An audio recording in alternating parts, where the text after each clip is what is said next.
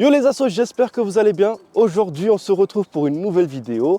Et comme vous l'avez vu dans le titre et la miniature, aujourd'hui, on se prépare pour le projet hiver. Gambare, gambare.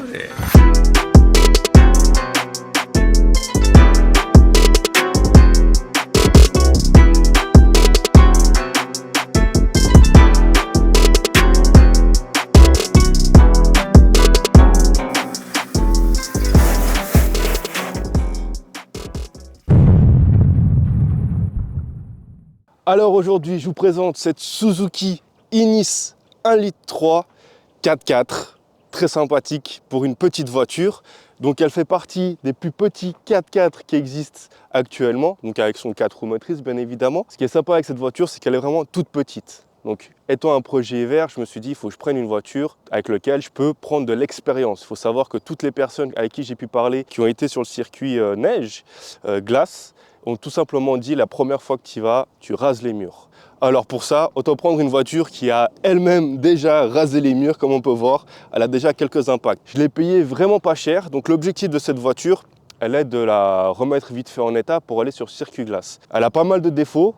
Beaucoup de défauts, je dirais. Elle a accidenté en plus de ça. Mais pour aller sur circuit glace, rien de mieux. Tous les éléments moteurs tournent impeccable. C'est un moteur nickel. Non. Alors on va faire le tour de la voiture, on passera aussi au moteur et ensuite on va aller plus en détail sur le projet hiver de cette voiture. Alors on commence tout de suite par cette face avant. Comme on peut voir, elle a déjà pris très cher, surtout après quand je vais vous ouvrir le capot, on pourra voir à l'intérieur. Là déjà, on peut voir que le phare, il est pas ouf. Si on regarde depuis ici, on voit très bien qu'il y en a un qui dit merde à l'autre. Alors on poursuit. Bon du coup le capot, il a pris très cher.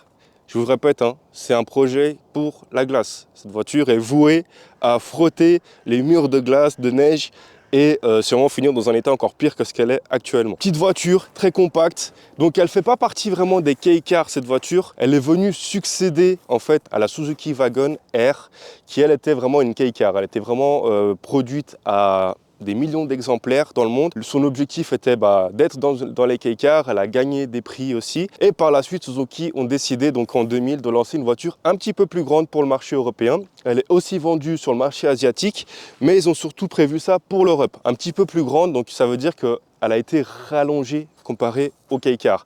Elle dépasse d'à peu près 20 cm toutes les cotes, longueur, largeur, hauteur de ce que c'est une K-Car. Donc elle a 20 cm de plus, donc elle ne rentre pas dans la catégorie. En revanche, elle est fort sympathique. Imaginez-vous juste une petite voiture comme ça, tout en travers. C'est plutôt sympa à voir ça. Alors, cette voiture-là, c'est un concept, on va pas se mentir.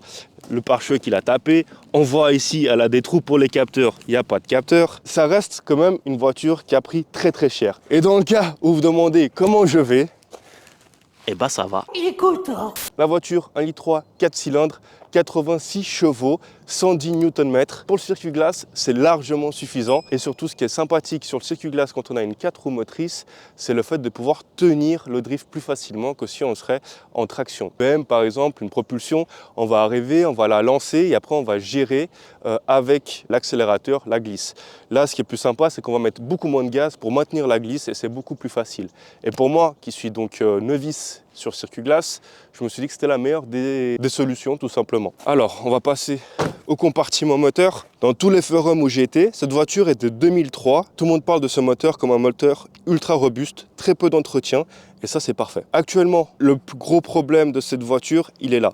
Donc dû à l'impact qu'on voit ici devant, on peut regarder ici, le renfort, il a quand même pris cher. Ce renfort-là, il a reculé à l'arrière sur le radiateur. Tout ça, ça a reculé, même le ventilateur, ça a tout reculé sur le moteur. Malgré que tout ça ait reculé, donc les radiateurs, le véhicule tourne à merveille, ne surchauffe pas. Ça veut dire que le circuit d'eau est fermé, pas de fuite, donc pas forcément besoin de réparer pour aller sur le circuit glace. Autre chose, en revanche, qui là est un sérieux problème, c'est notre support moteur. Ce support-là, il est foutu de chez foutu. Extrait.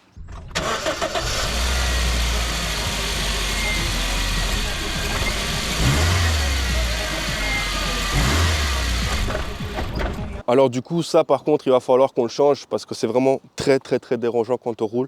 Le moindre freinage, la moindre accélération un petit peu forte, le moindre dodan, imperfection sur la route, on sent le moteur qui bouge, ça fait quand même un petit bruit assez fort parce que du coup, le métal tape contre le métal et ça, c'est très dérangeant. Il y a encore un autre support moteur en dessous et dans le doute, on va peut-être le changer, on va quand même checker avant. Si vous êtes prêt à avoir une sacrée pépite, c'est le moment. Il y a eu une réparation qui a été faite sur ce véhicule-là, des plus incroyables. On a mélangé le BTP et l'automobile et en soi, ça donne pas quelque chose de très concluant. Comme on peut le voir, elle a tapé ici et donc je pense que tout le pare-choc ici, ça a tout reculé. Là, je sais pas ce qu'ils sont venus nous foutre, mais pour faire la jointure entre le phare qui est cassé, d'ailleurs, il bouge, hein, je sais pas si on le voit, mais il bouge pas mal.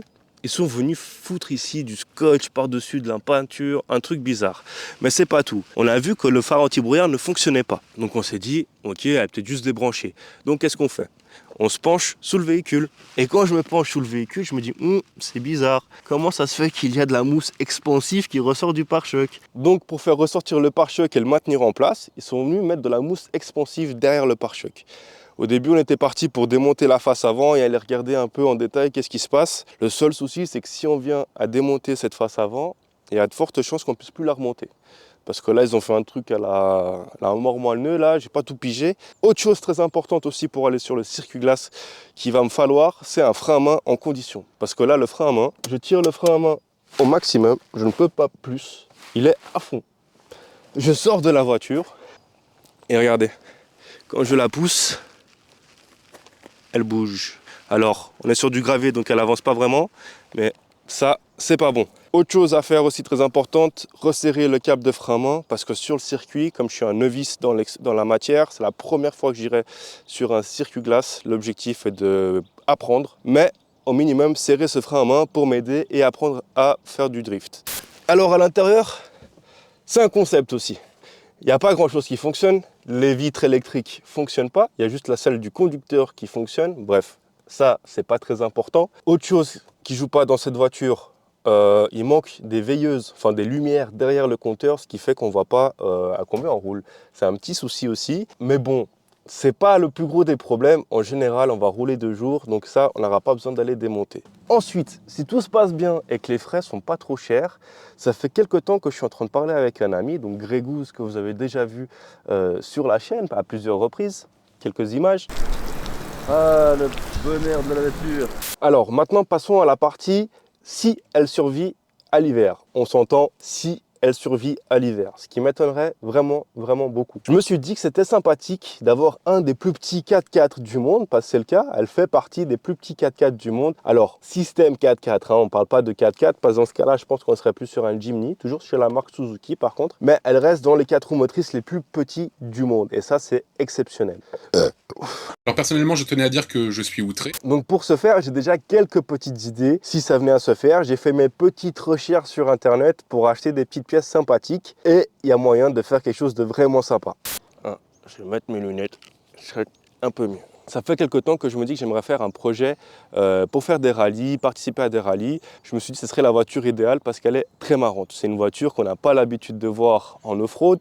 C'est une voiture qu'on n'a pas l'habitude de voir, encore moins préparée pour le tout-terrain. Et je me suis dit pourquoi pas le faire avec vous. Donc pour cela, je vous invite à aller dans l'espace commentaire, me donner des petites idées qui pourraient être sympathiques. Qu'est-ce que vous en pensez si on venait par exemple à lui mettre un kit de Reos? J'ai vu, ça existe, des gros phares à l'avant, une galerie de toit et ensuite partir à l'aventure, lui mettre des gros pneus tout-terrain aussi, pour ensuite partir à l'aventure sur des rallyes.